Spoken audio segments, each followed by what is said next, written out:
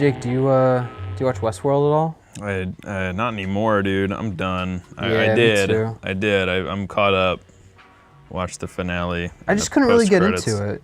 You know, every time I thought about it, I was just like, you know, what's just like a much better version of the Wild West? What's that? Wild Wild West. The wildest of the Wild West. Today on In the Fold, we are reviewing Wild Wild West World. Before there was a Secret Service, there was West. Jim West. We're wearing stupid hats because we're gonna review Wild Wild West. Jake, do you like Wild Wild West? I probably couldn't hate Wild Wild West more if you paid me.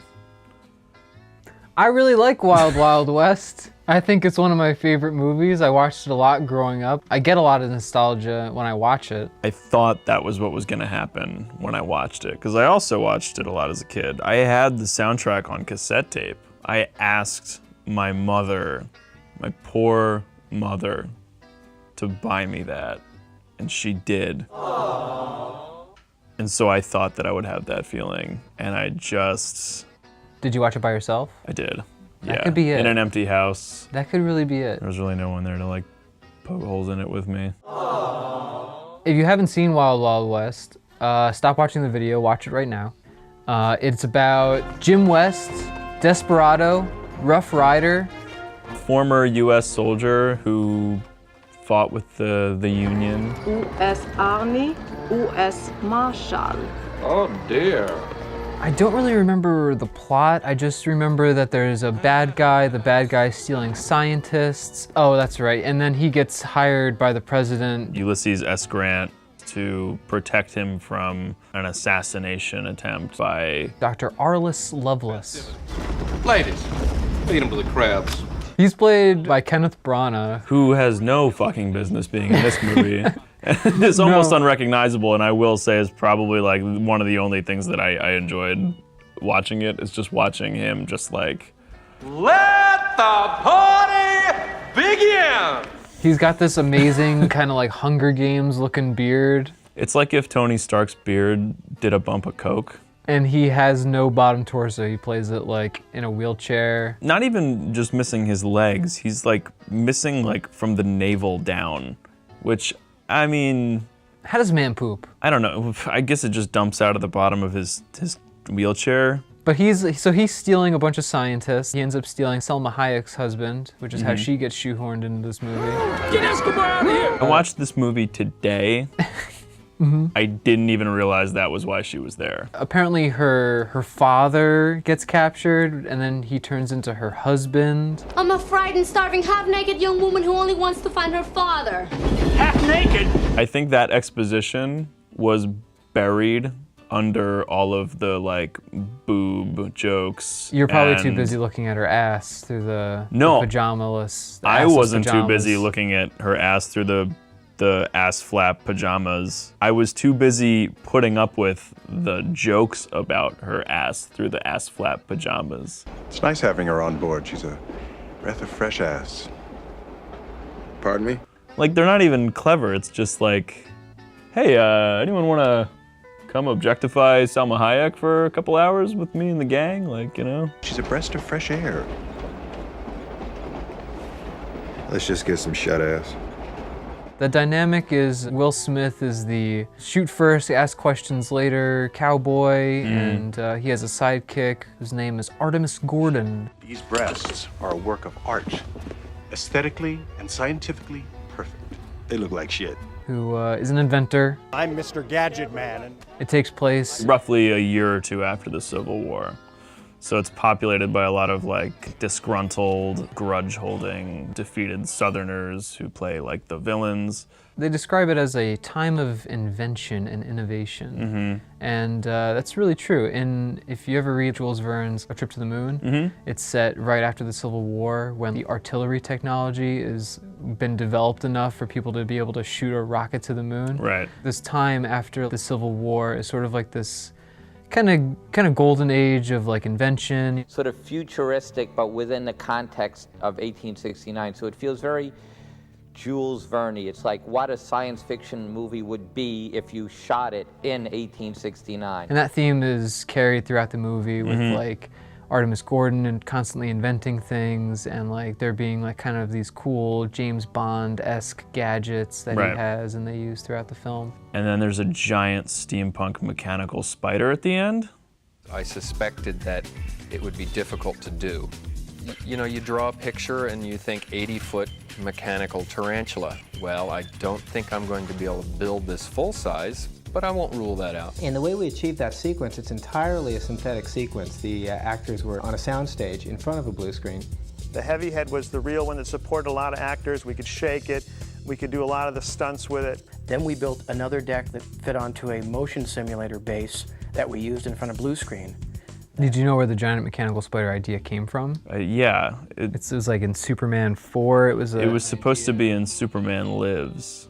And the producer of that movie apparently just really, really fucking wanted to do a giant mechanical spider movie.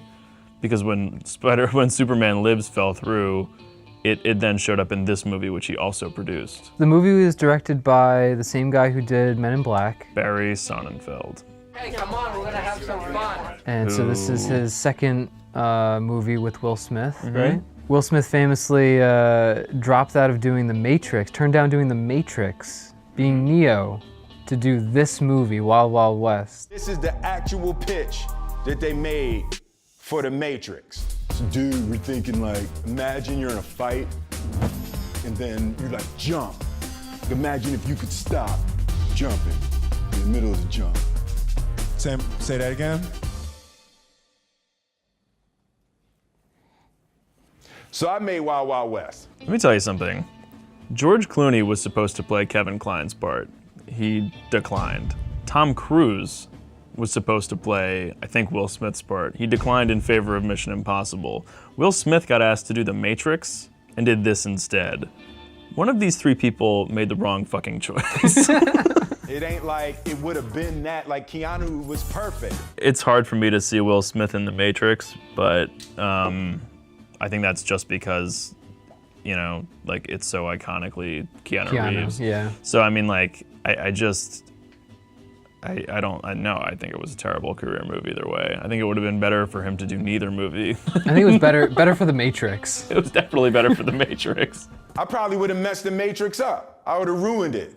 So I did Jaw a favor. And there were apparently extensive reshoots done because the producers didn't think it was funny enough. And you can feel the reshoots in this movie. Like you could just feel that like there are jokes where there should not be jokes. The back of the box actually says, if you think Special Government Agent James West is fast with a 6-shooter, wait till he lays a quip on you. So they were really hyping the comedy elements in the VHS tape. Doesn't work as a drama, boys. You better go back and throw some dick jokes in there. Will didn't want to be funny if Kevin was going to be funny. Kevin didn't want to be funny because he didn't want to be in a comedy. It was just an unusual, I mean, this is all sort of deep psychology, but at the end of the day, I learned a lot of lessons from that. But the main one is you don't put two funny guys in a movie. I feel like they had Will Smith, so they were like, oh, it should be funny, right? Like he's the Fresh Prince, that's a funny thing.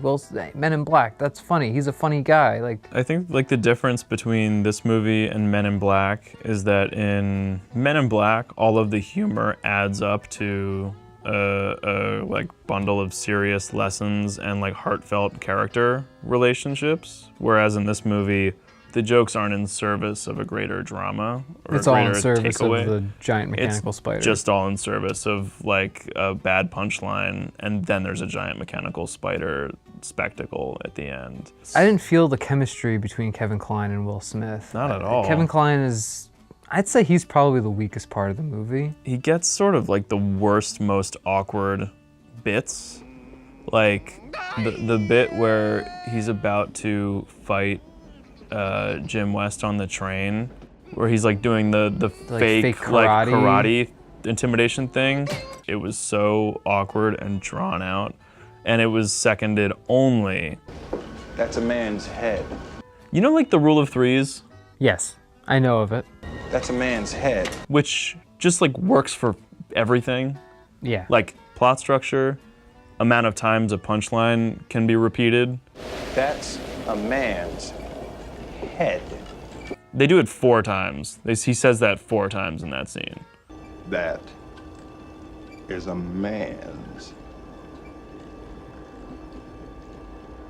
head.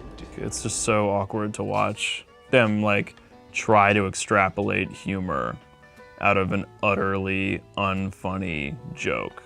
And there were a lot of things like that. Yeah, there were we a lot gotta of talk like about that. weird, kind of awkward racial jokes. There's a lot of awkward racial jokes. Nice of you to join us tonight and add color to these monochromatic proceedings. Yeah. But he just sticks it in their face because the main villain has no legs, so there's a lot of short jokes. Well, I can see where it'd be difficult for a man of your stature to keep in touch with even half the people you know. And there's just a lot of like people looking at him and going like, they say their whole line and then they go like, boy. And I was just like, Jesus, like that's a little loaded for like a PG, like a soft PG-13, like action adventure, ostensibly kids movie. I wouldn't. I'm just making sure. It's like a hard R. You see Will Smith's balls in this movie. Really? Totally. 100%. Stuff is there. I'm challenging you on that. Not on a PG-13 movie. The when he falls out of the water well, that big like water tower that he's. By the way, 2 naked people fornicating in a town's water supply. Didn't know what was going on when I was a kid watching this movie. That's gross. But that's dirty. Not recommended, not sanitary. Think about your fellow water drinkers out there.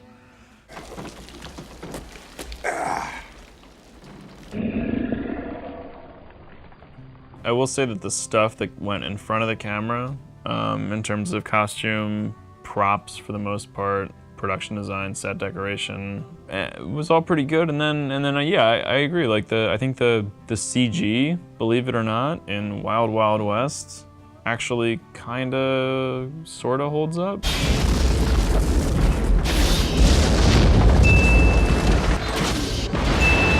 Now you're using explosives to cut those buildings and give us the desired visual effect. Keeping everybody safe, keeping the livestock safe becomes a challenge. And the construction coordinator, the town's burning down, the town's burning down. I go, I thought, they always play a lot of tricks on you. It's like, get out of here. No, he says, I swear, the town's burning down. One thing that like maybe like facepalmed so hard was like they're running from the 2 saws that are chasing them through the cornfield. Oh my God, and yes, they I know jump, what you're saying. They jump into each other's arms. And then the 2 saws hit each other and explode in like a fireball. Yeah, they're just pieces of metal. Like, they're just like a couple of saw blades. They would have just like hit each other and clunked and fell. Also, why is there like a mud-filled canyon in the middle of a cornfield? Mud looks so fake too. Yeah, it was kind of like too red, and I have to say I was surprised that they didn't try to make like a poop joke. Do you like Will Smith? I love Will Smith. What, like Fresh Prince? I've actually never seen Fresh Prince. My entire experience with Fresh Prince is whenever I tell people that I'm from outside of West Philadelphia, they go like, haha, born and raised. I love Independence Day, which is a problematic movie in its own right, but I love that and I love him in it. His performance in it is good. Him punching that alien and saying, welcome to Earth, is just gold. Like you watch like Independence Day and his character isn't really played for laughs, but he's like really charismatic and he's just a jokey guy. Yeah, he's likable. He's likable and he's kind of like light. Which is why he doesn't really work for me in like Suicide Squad.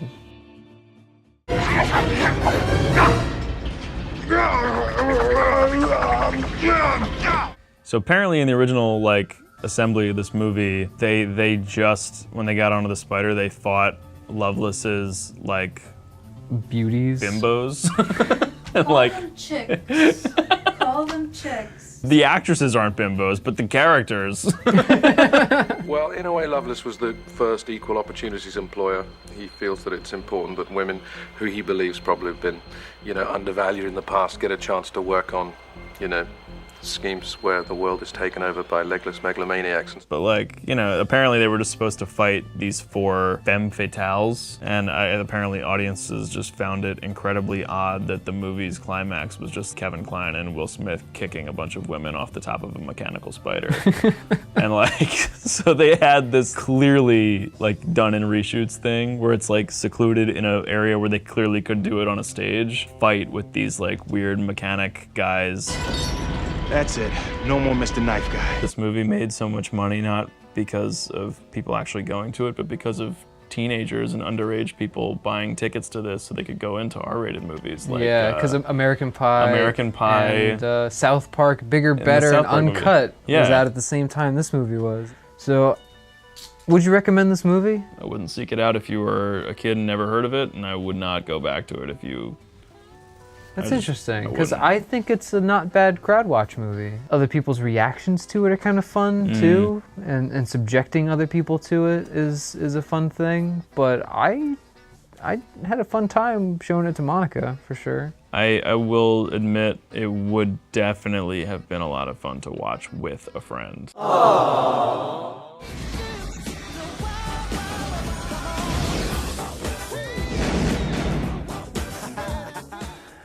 Let's get back to folding Tom's clothes.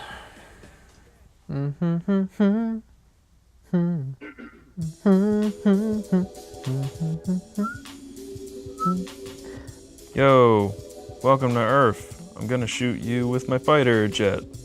I'm Will Smith. I don't like aliens. I made a lot of movies where I kill aliens. Maybe I should make music for Will Smith movies. Hi, Mike here from Rabbit Hole TV, here with our mascot Pumpkin.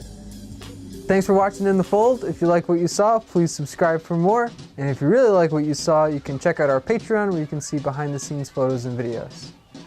Right, Pumpkin? Cut. Very nice. Very good. Let's do the same thing tighter.